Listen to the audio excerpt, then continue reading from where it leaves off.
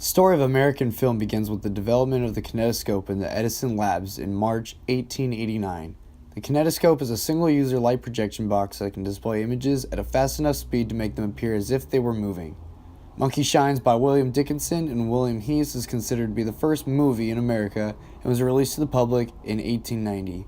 This movie was a series of short films usually no longer than 15 seconds with grainy black and white quality and no sound.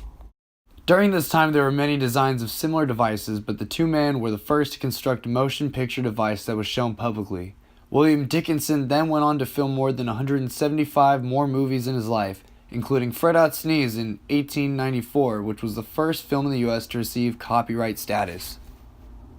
Edison Labs then began opening up kinetoscope parlors, but these were one-person viewing stations. Still, these parlors generated lots of revenue, showing that there was a market for this kind of entertainment. The first public showing of this device showed the Griffo-Barnett fight in Madison Square Garden on May 20th, 1895, and was put on by Otway Latham.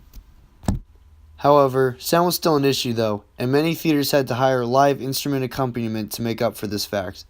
The Jazz Singer by Warner Brothers Productions wasn't released until 1927, and this would be the first film to have sound and dialogue accompaniment and was made with the Vitaphone.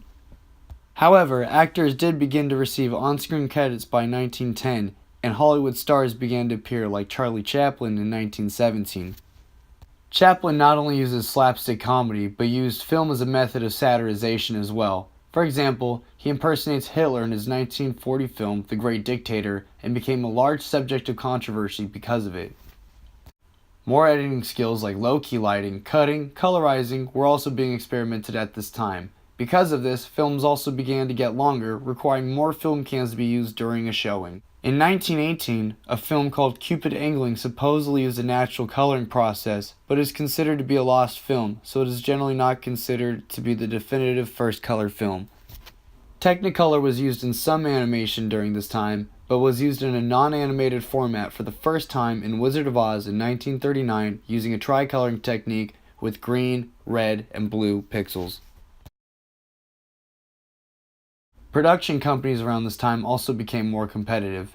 Fox Film Corporation, later 20th Century Fox, Lowell's Incorporated, now owner of MGM, Paramount Pictures, RKO Radio Pictures, and Warner Brothers became known as the Big Five, and each began releasing a plethora of movies every single year.